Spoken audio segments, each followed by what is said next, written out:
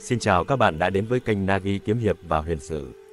Hôm nay, chúng ta sẽ cùng nhau khám phá danh sách những nhân vật chính sở hữu võ công mạnh nhất trong các tiểu thuyết của Kim Dung. Từ Tiêu Phong, người sử dụng Hàng Long thập bát trưởng đến mức đạt đến đỉnh cao võ học, Trương Vô Kỵ, với Càn Khôn Đại Na Di và Cửu Dương Thần Công Vô Song, cho đến Thạch Phá Thiên. Người đã mở ra con đường tiên võ trong hiệp khách hành, vượt xa khỏi võ đạo thông thường. Không chỉ sở hữu những chiêu thức bá đạo, họ còn là biểu tượng của anh hùng nghĩa hiệp và những cuộc phiêu lưu đầy kịch tính. Hãy cùng chúng tôi khám phá sức mạnh, hành trình và võ công tuyệt đỉnh của họ trong video này nhé. Địch Vân, nỗi lòng thấu trời xanh. Địch Vân là nhân vật chính trong tác phẩm Liên Thành Quyết của nhà văn Kim Dung. Chàng là một chàng trai hiền lành, thật thà nhưng số phận đầy bi kịch. Vì yêu sư muội Thích Phương, chàng bị Vạn Khuê lập mưu hãm hại, vu oan tội hãm hiếp và trộm cắp. Chàng bị chặt ngón tay, xuyên vai, rồi bị tống vào ngục. Trong tù, Địch Vân gặp Đinh Điển, một cao thủ võ lâm, người nắm giữ bí mật Liên Thành Quyết và kho báu. Đinh Điển truyền võ công cho Địch Vân trước khi qua đời.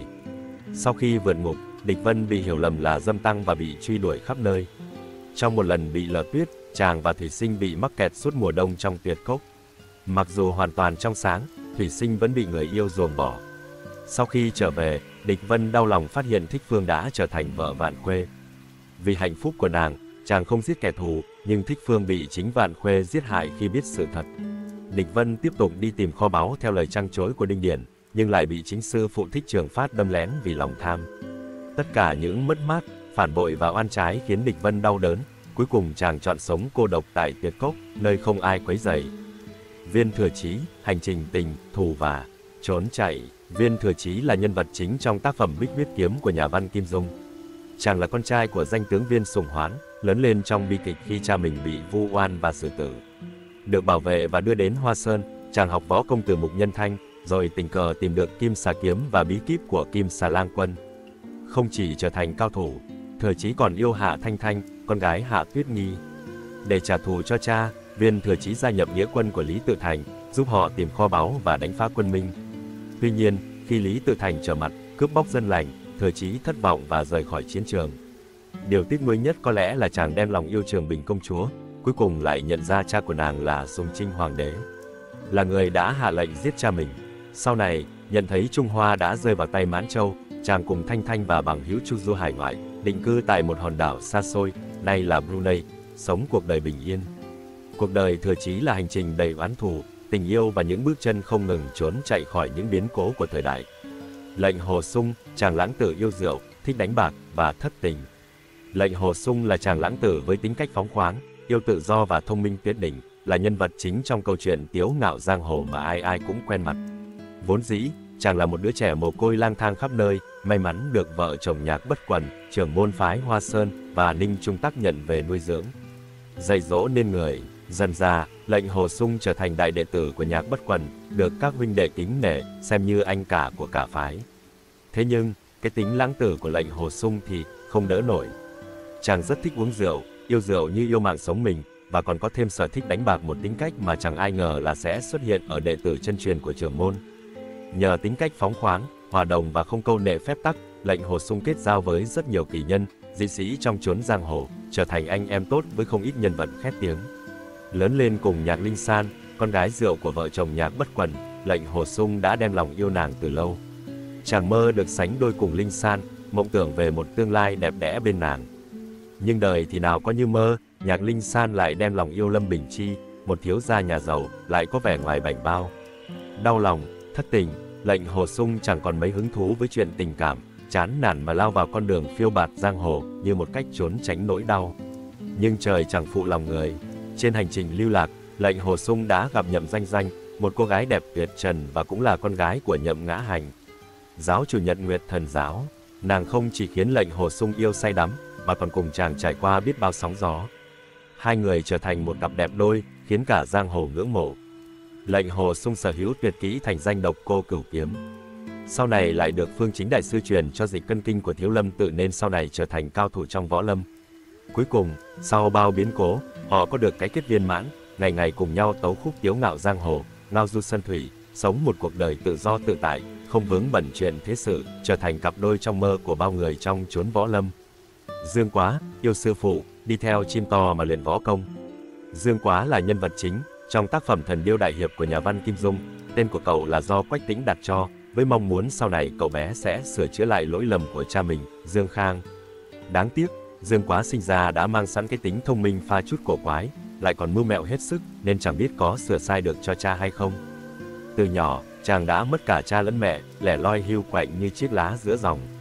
May thay, Quách Tĩnh đưa chàng về nhập môn Toàn Chân Giáo, nơi mà thay vì được học đạo, chàng lại gặp phải một sư phụ hẹp hòi là Triệu Chí Kính. Bị hành hạ đủ đường, Dương Quá liền trốn mất. Cuộc đời Dương Quá bước sang trang mới khi chàng rơi vào cổ mộ, gặp được Tiểu Long Nữ, một cô nương thanh tao, đẹp như tiên dáng trần. Thế là hai người bắt đầu mối quan hệ sư đồ kỳ lạ, học võ nhưng không gọi sư phụ mà cứ gọi là cô. Tình cảm chớm nở giữa Dương Quá và Tiểu Long Nữ bắt đầu từ đây, nhưng mối tình cấm địa này chẳng hề được giang hồ chào đón. Tuy nhiên, với Dương Quá, ai nói gì cũng mặc, chàng vẫn một lòng yêu cô và quyết chí cưới nàng, bất kể đạo nghĩa sư đồ hay truyền thống nào. Trong một lần gặp gỡ đầy tai hại với Quách Phủ, con gái Quách Tĩnh, Dương Quá đã bị nàng chặt mất cánh tay phải, khiến cuộc đời chàng thêm một đoạn bi kịch. Nhưng lãng tử không lùi bước, Dương Quá ẩn thân trong hang động, kết bạn với Thần Điêu, một con chim to lớn, biết võ công và hiểu lòng người. Cùng Thần Điêu, chàng luyện võ ngày đêm, rồi cứu giúp không biết bao nhiêu người gặp nạn. Từ đó, Dương Quá trở thành Thần Điêu Đại Hiệp, danh vang khắp chốn giang hồ. Nhưng đời lãng tử thì không chỉ có võ công và nghĩa khí, tình yêu cũng luôn là nỗi đau khôn nguôi. Tiểu Long Nữ, vì trúng độc và không muốn Dương Quá chết theo mình, đã nhảy xuống tuyệt tình cốc và để lại lời hẹn 16 năm sau sẽ gặp lại. Dương Quá đau khổ vô cùng, nhưng nhờ Hoàng Dung nhanh trí bịa chuyện Tiểu Long Nữ được cứu bởi Nam Hải Thần Nhi, chàng bám vào hy vọng mong manh mà sống tiếp. Thời gian trôi qua, 16 năm sau, khi Dương Quá phát hiện ra rằng mình đã bị Hoàng Dung lừa dối về chuyện của Tiểu Long Nữ, chàng tức giận đến tột cùng. Nhưng điều bất ngờ là lời nói dối ấy lại trở thành sự thật. Đúng ngày hẹn, Tiểu Long Nữ thực sự xuất hiện trước mặt Dương Quá. Hai người gặp lại nhau, hạnh phúc khôn tả, sống bên nhau đến cuối đời. Dương Quá sau đó lập nhiều chiến công hiển hách cho Đại Tống, cùng với Quách Tĩnh và Hoàng Dung bảo vệ thành Tương Dương khỏi giặc ngoại xâm. Đỉnh điểm là khi chàng tham gia Hoa Sơn luận kiếm lần thứ 3, với võ công tuyệt đỉnh, chàng được tôn là Tây Cuồng, trở thành một trong thiên hạ ngũ tuyệt. Dương Quá, nhìn vào danh tiếng thì có vẻ là một nhân vật võ lâm siêu phàm, võ công cái gì cũng biết, môn nào cũng tỏ tường. Từ võ công của ngũ tuyệt, độc cô cầu bại, cho đến cả những bí kíp võ học hiếm có nhất, chàng đều học được ít nhiều. Nhưng cũng chính vì biết nhiều quá, Dương Quá lại rơi vào cảnh tạp nham, không có môn nào chàng luyện đến cảnh giới cao nhất cả.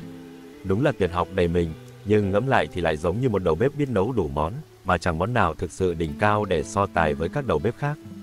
Đến cả tuyệt kỹ tự sáng tạo là Ám Nhiên Tiêu Hồn Trưởng, vốn được sinh ra từ nỗi nhớ ra giết Tiểu Long Nữ, cũng là một ví dụ cho việc thất thường. Khi nhớ nàng thì chiêu thức xuất quỷ nhập thần, nhưng gặp lại nàng rồi thì cảm xúc dường như bị kìm hãm, chiêu trưởng cũng khi được khi không. Thế nên, nói đi nói lại, dù võ công của Dương Quá có đầy nhưng vẫn chỉ xếp vào hàng cao thủ. Chưa thể bước chân vào cõi thượng thừa, chàng có thể khiến người ta ngưỡng mộ vì sự linh hoạt, nhưng để bước vào hàng ngũ tuyệt thế cao thủ như độc cô cầu bại thì vẫn còn một chút xa. Sau tất cả, Dương Quá, với tình yêu bất diệt dành cho Tiểu Long Nữ, quyết định cùng nàng rời bỏ giang hồ, lánh ẩn. Không ai biết họ đi đâu hay sống như thế nào, chỉ nghe người đời truyền rằng Trung Nam Sơn Hậu, Hoạt Tử Nhân Mộ, Thần Điêu Hiệp Lữ, tuyệt tích giang hồ. Có lẽ họ đã về lại cổ mộ, sống một cuộc đời tự tại và ẩn dật, bỏ lại sau lưng mọi hận thù và tranh đấu của chốn giang hồ. Quách Tĩnh, chàng khờ thủy chung. Quách Tĩnh là nhân vật chính trong tác phẩm Anh hùng xạ điêu của nhà văn Kim Dung. Chàng mang trong mình cái tên đầy ý nghĩa Tĩnh từ đạo sĩ Khưu Xứ Cơ, với hy vọng chàng không quên nỗi nhục Tĩnh Khang của Đại Tống. Tuy nhiên, Quách Tĩnh lại là người khờ khạo, chậm chạp và có phần hơi ngốc nghếch. Ngoại hình thì khỏi phải bàn, mày rậm, mắt to, mặt vuông vức đầy đặn, nhưng đôi khi biểu cảm của chàng lại khiến người ta phải lắc đầu cười mỉm. Tính tình Quách Tĩnh thì thật thà đến đáng yêu, hào sảng, chân thật, dũng cảm và vô tư. Chàng luôn làm việc nghĩa, chẳng màng đến nguy hiểm. Tuy trí tuệ không nhanh nhạy như người ta, nhưng trời lại bù đắp cho Quách Tĩnh một khả năng võ công thuộc hàng đỉnh cao, khiến mọi người ngưỡng mộ. Lớn lên giữa đồng cỏ Mông Cổ, Quách Tĩnh đã lần lượt bái tướng giỏi chiết biệt, Giang Nam Thất Quái và Hồng Thất Công làm sư phụ. Với sự chăm chỉ cần cù, cộng với một thân nội lực hùng hậu, Quách Tĩnh dần dần trở thành một trong những võ lâm cao thủ đương thời, được người đời tôn xưng là Bắc Hiệp. Chính vì lớn lên ở Mông Cổ, Quách Tĩnh còn trở thành một cung thủ siêu phàm. Chỉ cần một mũi tên, chàng có thể hạ gục 2 con chim điêu khi đi săn cùng Thành Cát Tư Hãn, khiến vị đại hãn phải tấm tắc khen ngợi, sư phụ là Chiết Biệt, đệ tử cũng Chiết Biệt. Từ đó, Quách Tĩnh còn có thêm danh hiệu anh hùng xạ điêu, bởi tài năng thiện xạ không ai sánh kịp. Không chỉ tài năng, Quách Tĩnh còn được xem là một trong những đại hiệp may mắn khi cưới được Hoàng Dung. Cô con gái thông minh, lanh lợi của Hoàng Dược Sư, một trong thiên hạ ngũ tuyệt. Cặp đôi này sinh ra 3 người con, Quách Phủ, Quách Tương và Quách Phá Lỗ. Thành tích lẫy lừng nhất của Quách Tĩnh chính là cuộc chiến bảo vệ thành Tương Dương khỏi sự xâm lược của quân Mông Cổ trong suốt nhiều năm. Khi thành Tương Dương cuối cùng thất thủ, Quách Tĩnh và Hoàng Dung đã hy sinh vì nước, trở thành biểu tượng của sự kiên cường. Chỉ có Quách Tương là người duy nhất còn sống sót, tiếp nối câu chuyện gia đình. Về võ công, Quách Tĩnh thành danh nhờ tuyệt kỹ Giáng Long Thập Bát Chưởng do Hồng Thất Công truyền dạy. Sau này, chàng còn được lão ngoan đồng dạy song thủ hố bác và học được Cửu Âm Chân Kinh, khiến võ công và nội lực của chàng càng thêm thâm hậu, không ai dám xem thường. Đoàn Dự, soái ca si tình, thần công bất đắc dĩ. Đoàn Dự, một nhân vật đình đám trong cuốn Thiên Long Bát Bộ của Kim Dung, chính là một trong 3 ngôi sao sáng chói của bộ truyện này.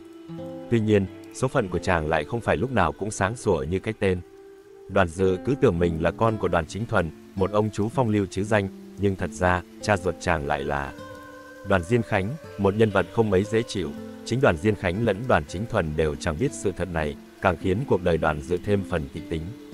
Về tính cách, Đoàn Dự là hình mẫu của một thư sinh chính hiệu, tính hay si tình, sùng đạo Phật, ghét bạo lực, thẳng thắn nhưng lại hơi khó ở khi cứ nhất quyết không chịu học võ công. Dẫu vậy, số phận éo le lại đẩy chàng vào những tình huống buộc phải học. Và mỗi lần học xong, chàng lại biến thành một cao thủ bất đắc dĩ. Trên hành trình giang hồ, Đoàn Dự kết nghĩa huynh đệ với 2 nhân vật lẫy lừng khác là Tiêu Phong và Hư Trúc. Và tất nhiên, Đoàn Dự si tình không ai bằng khi dành trọn trái tim cho nàng Vương Ngữ Yên, người đẹp tựa thần tiên tỷ tỷ.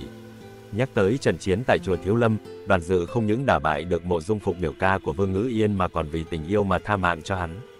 Đúng là sức mạnh tình yêu vô biên, nhưng bi kịch gia đình không dừng lại ở đó, khi Đoàn Diên Khánh và Mộ Dung Phục cấu kết với nhau, bắt cóc Đoàn Chính Thuần, rồi giết ông cùng với các tình nhân của ông.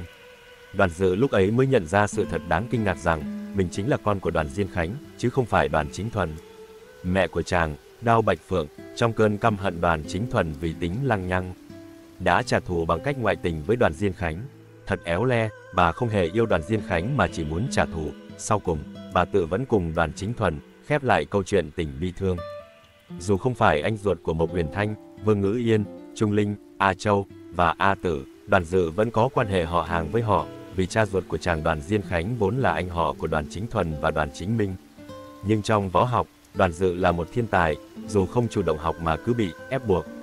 Chàng sở hữu những môn võ công thuộc hàng mạnh nhất trong truyện. Lăng Ba Vi Bộ, một môn khinh công giúp chàng di chuyển nhanh như chớp, tránh né đòn cực kỳ linh hoạt. Bắc Minh Thần Công, tuyệt chiêu hút nội lực người khác để dùng làm của mình, một phiên bản cao cấp của Hấp Tinh Đại Pháp trong Tiếu Ngạo Giang Hồ. Miễn nhiễm độc tố, Đoàn Dự vô tình nuốt phải con cóc mãng cổ Chu Cáp, và nhờ đó miễn nhiễm với mọi loại độc trên đời. Lục Mạch Thần Kiếm, môn chỉ pháp tối thượng, mạnh mẽ đến mức trong trận chiến tại Thiếu Lâm, Đoàn Dự khiến Mộ Dung Phục phải thất điên bát đảo, ngay cả đại ca Tiêu Phong cũng phải thừa nhận rằng mình thế chỗ cũng chưa chắc địch lại được. Sau tất cả những sóng gió, Đoàn Dự cuối cùng cũng tìm ra con đường tình yêu của mình. Ban đầu, chàng lập Vương Ngữ Yên làm hoàng hậu, nhưng trong phiên bản chỉnh sửa của Kim Dung năm 2006, mọi chuyện lại chuyển hướng thú vị hơn. Đoàn Dự sau khi suy ngẫm, nhận ra rằng tình yêu của mình với Vương Ngữ Yên chỉ là vì cô giống với thần tiên tỷ tỷ trong lòng chàng bấy lâu. Chàng quyết định để cô ra đi và kết hôn với Mộc Uyển Thanh, người mà chàng yêu thật lòng. Cùng với Trung Linh làm phi tần, Đoàn Dự sống một cuộc đời tự tại, ung dung. Cháu nội của chàng, Đoàn Chí Hưng, tức Nam Đế, sau này trở thành một trong những cao thủ mạnh nhất đương thời, xếp vào hàng ngũ tuyệt đỉnh cao thủ. Hư Trúc, Tiểu Hòa Thượng và hành trình từ hư vô đến đỉnh cao. Hư Trúc, một trong 3 nhân vật chính của Thiên Long Bát Bộ, xuất hiện muộn màng nhưng lại gây ấn tượng cực mạnh.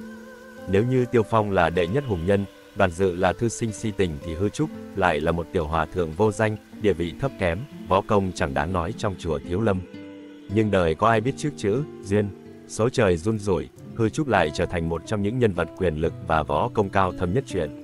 Chàng vốn xấu xí, tính tình thật thà, nhân hậu, hiền lành và cực kỳ nghiêm khắc với chính bản thân mình. Từ nhỏ đi tu, chưa từng bước chân ra ngoài thế giới bao la của giang hồ, chàng lúng túng mỗi lần giao tiếp, lại thêm vốn hiểu biết về đời sống hạn hẹp khiến người ta không khỏi thương thay. Thế nhưng, Hư Trúc lại có trình độ Phật Pháp rất khá, ai nói tiểu hòa thượng thì không biết gì, nhỉ? Chẳng ai ngờ rằng, chính cuộc đời bình dị và an nhiên ấy của Hư Trúc lại đẩy chàng vào những cuộc phiêu lưu với rất nhiều kỳ duyên. Nhờ vậy, từ một hòa thượng bé nhỏ, Hư Trúc bỗng chốc có nội lực của 3 đại cao thủ, còn kế thừa nhiều môn võ công đỉnh cao như là Bắc Minh chân khí, Tiểu Vô tướng công, Thiên Sơn lục dương trưởng, Thiên Sơn chiết mai thủ. Cứ như vậy, võ công của chàng tăng tiến chóng mặt, rồi chàng trở thành trưởng môn phái Tiêu Giao, chủ nhân Linh Thứu Cung và phò mã của Tây Hạ. Ôi thôi, tiểu hòa thượng giờ đây quyền lực vô song, thống lĩnh cả 36 động 72 đảo, khiến ai ai cũng phải kinh sợ. Ai mà ngờ được, Hư Trúc chính là con trai của phương trượng Thiếu Lâm Huyền Từ đại sư và Diệp Nhị Nương, một người phụ nữ trong tứ đại ác nhân. Nói đúng ra, chàng là đứa con oan nghiệt, khiến không ít người phải giận mình. Nhưng điều ly kỳ chưa hết, nhờ vào những cuộc gặp gỡ bất ngờ, Hư Trúc trở thành đệ tử, tất nhiên là bất đắc dĩ, của Vô Nhai Tử, trưởng môn phái Tiêu Giao, người đã truyền cho chàng công lực 70 năm và chức vị trưởng môn phái này. Và thế là, một hòa thượng bình thường bỗng chốc trở thành sư huynh của Lung Á lão nhân Tô Tinh Hà, sư thúc của Hàm Cốc Bát Hữu, chàng còn là sư điệt của Thiên Sơn Đồng Mỗ và Lý Thu Thủy. Hai đại cao thủ khét tiếng giang hồ, đời chàng đúng là toàn gặp chuyện không ai dám nghĩ tới. Những cơ duyên trời ban, phá giải chân lung, trong một lần tình cờ, lại một lần nữa là tình cờ, Hư Trúc phá giải được một bàn cờ vây tên gọi chân lung, thứ mà suốt 30 năm chưa ai giải nổi. Nhờ vậy, chàng nhận luôn gói quà khủng, 70 năm công lực từ Vô Nhai Tử và chức trưởng môn phái Tiêu Giao. Đúng là kỳ duyên trời ban, người khác mong cả đời chưa chắc có được. Cứu Thiên Sơn Đồng Mỗ, trong một lần khác, Hư Trúc tiếp tục lập công cứu một cô bé tại Quần Tiên Đại Hội mà không ngờ rằng đó chính là Thiên Sơn Đồng Mỗ, một cao thủ khét tiếng về sự tàn ác. Không biết may hay rủi, Hư Trúc bị bà ép học võ công thượng thừa, học luôn cách thi triển và hóa giải sinh tử phù thứ tuyệt chiêu khiến người ta vừa nghe đã khiếp vía. Tất nhiên, để học những thứ này, chàng cũng phải phá không ít giới luật. Gặp gỡ Mộng Cô, chuyện đời lại chớ trêu nữa. Hư Trúc bị Đồng Mỗ bắt đến hầm chứa nước đá ở Tây Hạ nhằm tránh né Lý Thu Thủy. Tại đây, chàng bị ép phá sắc giới, vâng, đúng vậy, sắc giới, với một cô gái bí ẩn mà sau này được chàng đặt tên là Mộng Cô. Chớ trêu hơn, cô gái này chính là công chúa Tây Hạ. Và như số phận đã an bài, Hư Trúc tương tư nàng từ lúc đó, về sau, hai người gặp lại và chàng trở thành phò mã Tây Hạ. Chủ nhân Linh Thứu Cung, trước khi chết, Thiên Sơn Đồng Mỗ chuyển ngôi chủ nhân Linh Thứu Cung cho Hư Trúc, đồng thời truyền hết nội lực của mình cho chàng.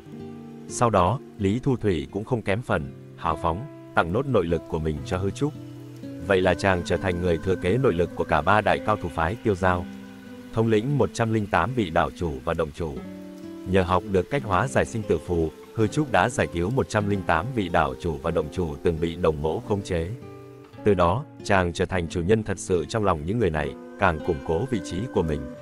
Từ một tiểu hòa thượng không chút tên tuổi, Hư Trúc vụt sáng thành một đại cao thủ với nội lực khủng khiếp, quyền lực và võ công cao thâm. Hành trình của chàng là minh chứng cho câu nói, đời không ai biết trước chữ ngờ, chỉ cần gặp đủ kỳ duyên, bạn có thể từ đáy vực leo lên đỉnh cao bất ngờ. Trương Vô Kỵ, chàng trai 10 phần bất đắc dĩ. Trương Vô Kỵ, nhân vật chính của ỷ Thiên Đồ Long Ký, là một anh chàng có số phận dở khóc dở cười. Xuất thân là con trai của Trương Thúy Sơn và Ân Tố Tố, ngay từ bé, Vô Kỵ đã phải trải qua đủ loại bi kịch gia đình và giang hồ. Chưa kịp hưởng chút bình yên trên băng Hòa Đảo cùng cha mẹ và nghĩa phụ Tạ Tốn, thì chàng lại chứng kiến cha mẹ mình tự vẫn. Đau lòng chưa dứt, Vô Kỵ lại dính Huyền Minh Thần Trường từ Huyền Minh Nhị Lão, một loại hàn độc mà Thái Cực Tông sư Trương Tam Phong, dù tài giỏi cỡ nào, cũng bó tay trong việc giải cứu. Tưởng rằng số phận đã sắp đặt chàng phải chết yểu, nhưng cuộc đời lại trao cho Vô Kỵ những bất ngờ, ngoài sức tưởng tượng. Nhờ Thường Ngộ Xuân, một nhân vật có thật, phò tá Trung Nguyên Chương xây dựng nhà Minh, mang Vô Kỵ đến gặp Điệp Cốc Y Tiên Hồ Thanh Nghiêu. Chàng may mắn thoát chết. Trong quá trình điều trị, Vô Kỵ với bản tính thông minh đã lĩnh hội hết y thuật của Hồ Thanh Nghiêu, trở thành một lang trung tài năng. Nhưng hiền lành quá cũng dở. Sau khi chữa lành, Vô Kỵ bị cha con Chu Trường Linh lừa gạt, lợi dụng tình cảm và sắc đẹp của Chu Cửu Chân để ép chàng tiết lộ tung tích của Tạ Tốn. May mắn thay, Vô Kỵ phát hiện âm mưu này và bỏ trốn. Bị đuổi đến tận vực thẳm, chàng và Chu Trường Linh cùng rơi xuống, nhưng trời còn thương. Vô Kỵ bỏ vào được một sơn cốc nhờ thân hình vừa vặn, còn Chu Trường Linh thì mắc kẹt vì quá to. Tại đây, số phận lại trao cho Vô Kỵ cơ hội luyện Cửu Dương chân kinh từ một con bạch hầu. Sau khi luyện thành công, không chỉ hàn độc trong người tiêu tan mà Vô Kỵ còn có nội lực khủng khiếp. Ra khỏi cốc, tưởng yên ổn, nhưng đâu có dễ. Vô Kỵ lại bị Chu Trường Linh đẩy xuống vực lần nữa. Kết quả lần này, Chu Trường Linh chết, còn Vô Kỵ chỉ gãy chân. May mắn tiếp tục mỉm cười khi chàng được cô em họ Ân Ly chăm sóc vết thương. Sau đó, Vô Kỵ đụng độ phái Nga Mi và gặp lại Chu Chỉ Nhược, cô gái từng chăm sóc chàng thuở nhỏ. Hành trình tiếp theo đưa Vô Kỵ đến với Quang Minh Đỉnh, nơi Lục Đại môn phái đang vây đánh Minh giáo. Lúc đó, Minh giáo bị dồn vào chân tường, nhưng nhờ tiểu chiêu, Vô Kỵ học được Càn Khôn Đại Na Di, môn tuyệt học tối cao của Tây vực. Với tuyệt kỹ này cùng với Cửu Dương Chân Kinh, Vô Kỵ không chỉ đánh bại các cao thủ của Lục Đại môn phái mà còn trở thành người hùng cứu Minh giáo. Được Minh giáo tôn làm giáo chủ thứ 34, Vô Kỵ từ đây lật ngược thế cờ, đưa Minh giáo từ chỗ bị coi là tà giáo thành thủ lĩnh của cuộc chiến lật đổ nhà Nguyên. Từ các trận đánh oai hùng như ở Quang Minh Đỉnh, giải cứu Lục Đại môn phái tại Vạn An Tự, cho đến việc phá âm mưu tiên trừ Thiếu Lâm, hậu diệt võ đang của triều đình nhà Nguyên, Trương Vô Kỵ nhanh chóng trở thành một nhân vật anh hùng kiệt xuất trong mắt giang hồ. Sau này, Vô Kỵ còn được Thái sư phụ Trương Tam Phong truyền cho Thái Cực Quyền và Thái Cực Kiếm, giúp chàng đạt đến đỉnh cao võ học. Sau tất cả những biến cố, cuối cùng Vô Kỵ từ bỏ chức giáo chủ Minh giáo, cùng Triệu Mẫn quy ẩn giang hồ. Còn Chu Chỉ Nhược thì sao? Chuyện này vẫn là một câu hỏi để ngỏ. Liệu chàng sẽ cùng Chu Chỉ Nhược xây dựng một mối quan hệ mới hay Triệu Mẫn đã hoàn toàn chiếm trọn trái tim chàng? Đến đây thì ngay cả những người hâm mộ lâu năm của Kim Dung cũng khó lòng đoán được cái kết chính xác. Và bản thân tôi cũng chưa biết nữa. Tiêu Phong, bi kịch một anh hùng. Tiêu Phong, hay còn gọi là Kiều Phong, chính là một trong 3 nhân vật tiêu biểu của bộ tiểu thuyết Thiên Long Bát Bộ của Kim Dung. Nói đến Tiêu Phong là nói đến một anh hùng lẫy lừng, võ công cao cường, khí phách trượng phu. Nhưng mà, cũng không thể không nhắc tới cái bi kịch đau thương của cuộc đời, khi chàng chọn cái chết để đổi lấy hòa bình cho hai dân tộc Hán Liêu. Nhưng sau đó, Liêu vẫn bị diệt và chàng bị mang tiếng phản quốc. Cái kết của đời chàng cũng đau không kém khi lỡ tay giết người yêu vì máu báo thù, rồi tự kết liễu đời mình tại Nhạn Môn Quan. Tiêu Phong vốn là một cô nhi, được vợ chồng họ Kiều nhận nuôi và bái hai sư phụ là Huyền Khổ đại sư của Thiếu Lâm và Uông bang chủ của cái bang. Không phụ lòng người, nhờ tài năng bẩm sinh và sự dạy dỗ tận tâm, chàng nhanh chóng trở thành một cao thủ hiếm có. Không những thế, với lòng hiệp nghĩa, anh dũng, Tiêu Phong đã dẫn dắt cái bang trở thành đỉnh cao nhất trong lịch sử của môn phái này, tề danh với đại cao thủ Mộ Dung Phục, được gọi là Bắc Kiều Phong, Nam Mộ Dung. Tưởng chừng cuộc đời đã lên đỉnh cao, nhưng bí mật động trời về thân thế của Tiêu Phong đã phá vỡ tất cả. Chàng bị lộ ra thân phận là người Khiết Đan, một dân tộc của Liêu quốc, đối đầu với người Hán. Từ một anh hùng được người người ngưỡng mộ, chàng trở thành kẻ thù của chính những người đã từng ủng hộ mình. Giang hồ dấy lên lời đồn đại Tiêu Phong là đại ác nhân, chính chàng là kẻ sát hại những người nắm giữ bí mật về đời mình. Nhưng sự thật là, Tiêu Phong chỉ là nạn nhân của một âm mưu khủng khiếp mà kẻ đứng sau lại ẩn mình rất sâu. Trong những ngày tháng cô độc nhất, Tiêu Phong đã gặp và yêu A Châu, người con gái sẵn sàng cùng chàng rời xa giang hồ, ra ngoài quan ải sống cuộc đời bình dị. Thế nhưng, bi kịch lại ập đến khi trong một tình huống éo le, Tiêu Phong đã lỡ tay giết chết A Châu, người con gái mà chàng yêu thương nhất đời. Sau cái chết của A Châu, Tiêu Phong dường như không còn gì để mất. Tại Nhạn Môn Quan, nơi chàng và A Châu từng ước hẹn, Tiêu Phong đã tự vấn để đổi lấy hòa bình cho hai dân tộc. Nhưng hòa bình đó chỉ là ảo ảnh, vì sau cùng, dân tộc Liêu vẫn bị diệt, còn Tiêu Phong thì ra đi, với tội danh phản quốc nặng nề. Nhắc đến Tiêu Phong thì không thể không nhắc tới môn võ thần thánh Hàng Long Thập Bát Trưởng. Chàng không chỉ là người sử dụng bộ trường pháp này giỏi nhất trong lịch sử cái bang, mà còn là người đã rút gọn từ 28 chiêu xuống còn 18 chiêu, tăng thêm sức mạnh và sự tinh túy cho đời sau. Với Hàng Long Thập Bát Trưởng trong tay, Tiêu Phong khiến ai ai cũng phải kiêng dè. Một lần, chàng đối đầu với Mộ Dung Phục và Du Thản Chi, hai cao thủ hàng đầu, nhưng vẫn chẳng mảy may khó khăn gì. Đặc biệt, chiêu kháng long hữu hối của Tiêu Phong mạnh đến mức chỉ trong chớp mắt, kình phong đã bắn xa cả chục trượng, phạm vi phủ rộng như bức tường thành, khiến Đinh Xuân Tham, một đại cao thủ đương thời, cũng phải khiếp sợ. Cuộc đời của Tiêu Phong, nếu có thể gói gọn lại, chỉ có thể nói bằng hai từ: bi kịch và anh hùng.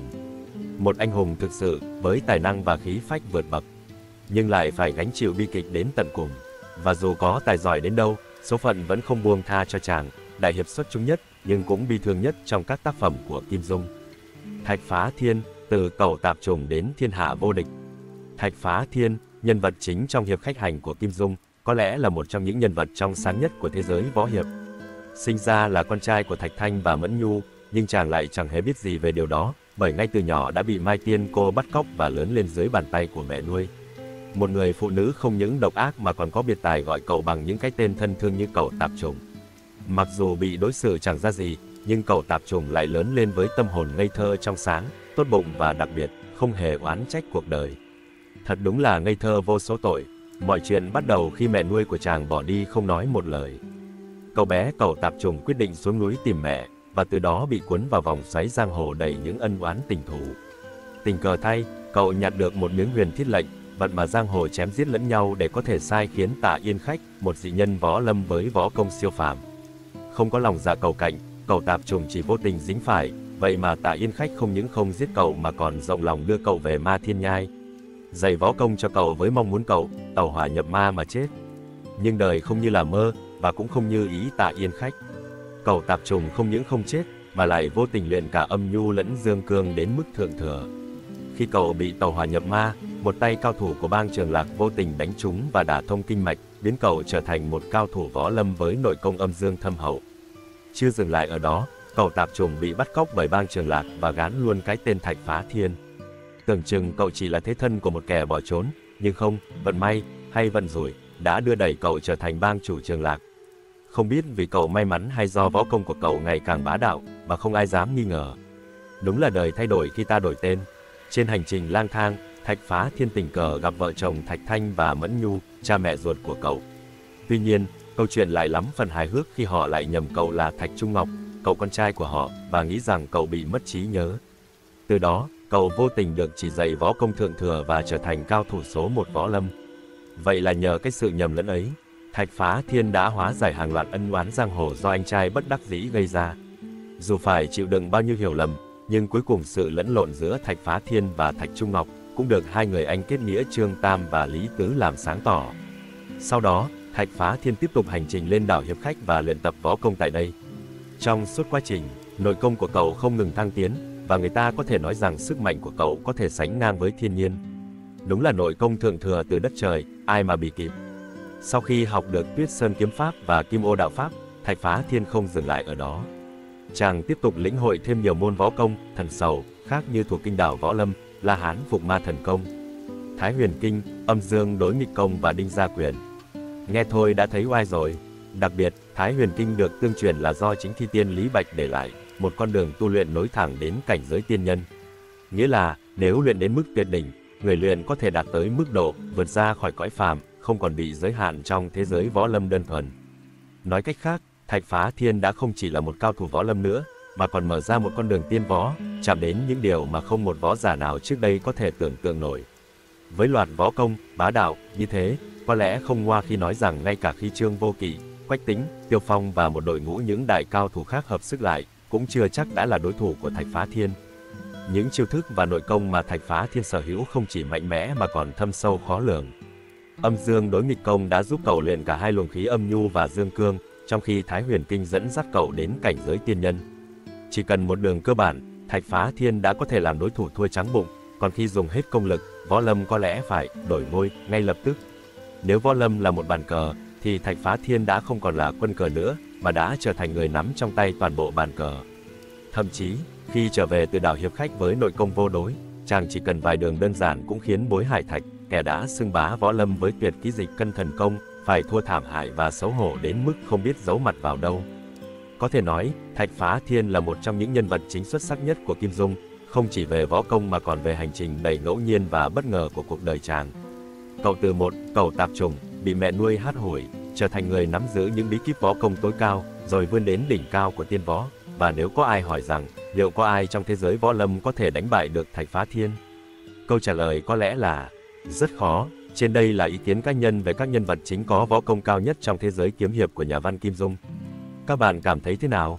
Theo các bạn, có còn nhân vật nào chưa được nhắc đến hay không? Nếu có ý kiến đóng góp, các bạn vui lòng ghi dưới phần comment để chúng ta cùng nhau bàn luận về câu chuyện này.